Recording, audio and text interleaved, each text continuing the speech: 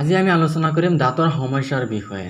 আচলতে যদি আপোনাৰ দাঁতৰ সমস্যা আছে আৰু এই সমস্যা যদি সমাধান কৰিবলৈ বিচাৰে তেন্তে এই ভিডিঅ'টো সম্পূৰ্ণ চাব। এই ভিডিঅ'টো ক'তো স্কিপ নকৰিব। তেন্তে আহক দাঁতৰ সমস্যাৰ বিষয়ে জানি লওঁ। আচলতে এই দাঁতৰ সমস্যা যদি আপোনাৰ আছে তেন্তে এই দাঁতৰ সমস্যা সমাধান কৰিবলৈ প্ৰথমে লাগিব এটা কেপচুল। এই কেপচুল কেনেকৈ খাব লাগিব আৰু কি সমস্যা থাকিলে আপুনি এই কেপচুলটো খাব পাৰে তাৰ বিষয়ে সম্পূৰ্ণ আলোচনা কৰিম আজিৰ এই ভিডিঅ'। তেন্তে আহক আমি এই ভিডিঅ'টো আৰম্ভ কৰোঁ। প্ৰথমে আমি জানি লওঁ কি সমস্যা থাকিলে আপুনি এই কেপচুল খাব লাগিব। প্ৰথম সমস্যা হৈছে যদি আপোনাৰ দাঁতৰ বিষ থাকে।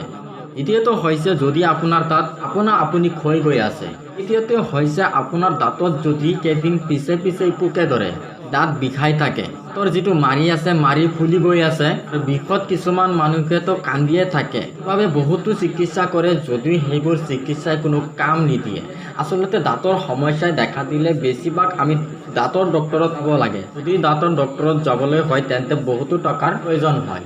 কিন্তু আমি এই ভিডিঅ'ত এটা কেপচুল কৈ দিম। এই কেপচুল একদম কম দামত পাই যাব আৰু এই কেপচুল আপুনি যদি 2 মাহ খায় আপোনাৰ যিটো দাঁতৰ সমস্যা আছে সেইটো আপোনাৰ নিশ্চয় এই দাঁতৰ সমস্যাৰ পৰা আপুনি মুক্তি পাবই। আৰু তাৰ লগতে যদি আপোনাৰ মুখত যদি হালমন আছে বা তালৰ কিবা সমস্যা আছে এই সমস্যাবোৰো সমাধান কৰি দিব এই কেপচুলে। যেনে মুখৰ হালমন হৈ থকা আৰু শৰীৰৰ ভিতৰত যিকোনো ঠাইত যিটো ডাঙৰকৈ ফুলি উঠে, কিছুমান ঘৰুৱা ভাষাত বুলি কয় যে ফুট। আচলতে আমি এই ভিডিঅ'ত ঘৰুৱা ভাষাই বেছি ব্যৱহাৰ কৰিছোঁ যাতে আমি সকলোৱে বুজি পাওঁ কথাখিনি। তেন্তে আহক আমি জানি লওঁ যে এই কেপচুলটো আমি কেনেকৈ খাব পাৰোঁ। প্ৰথমতে আপোনাৰ যদি এইবোৰ সমস্যাই দেখা দিয়ে তেন্তে আপুনি যিকোনো ফাৰ্মাচীৰ পৰা হওক বা অনলাইনৰ পৰা হওক আপোনাৰ কিনিব লাগিব ডক্স SL কেপচুল, যিটো যিকোনো ফাৰ্মাচীত পোৱা নাযাব। আপুনি ডাঙৰ ফাৰ্মাচীত গ'লেহে এই কেপচুলটো পাব।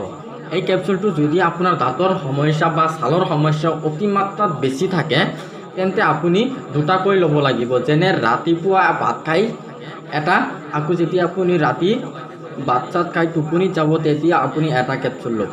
যদি আপোনাৰ অলপ সমস্যা থাকে তেতিয়া আপুনি ৰাতিত এটাকৈহে ল'ব। যেতিয়া আপুনি ভাত চাত খাই টোপনি যাব তেতিয়া আপুনি এটাকৈ কেপচুল ল'ব। কেপচুলটো ল'ব লাগিব আপোনাৰ মিনিমাম 2 মাহ।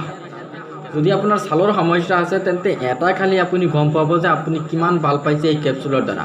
আৰু যদি আপোনাৰ দাঁতৰ সমস্যা আছে, বেছি দাঁতৰ সমস্যা আছে তেন্তে আপুনি ৰেগুলাৰলি 2 মাহ খাই দিয়ক। যদি আপুনি দুটাকৈ খায় তেন্তে বহুত ভাল। যদি আপুনি দুটাকৈ নাখায় বা অলপ সমস্যা থাকে তেন্তে আপুনি প্ৰতিদিন ৰাতিত যেতিয়া ভাত চাত খাই টোপনি যাব তেতিয়া এটাকৈ কেপচুল খাই দিয়ক। যেতিয়া আপুনি এসপ্তাহ বা 15 দিনমান খাই দিব তেতিয়া আপুনি গম পাব যে এই কেপচুলটোৱে আপোনাক কিমান উপকৃত কৰিছে বা কিমান এই বেমাৰৰ পৰা সহায় কৰিছে আপোনাক।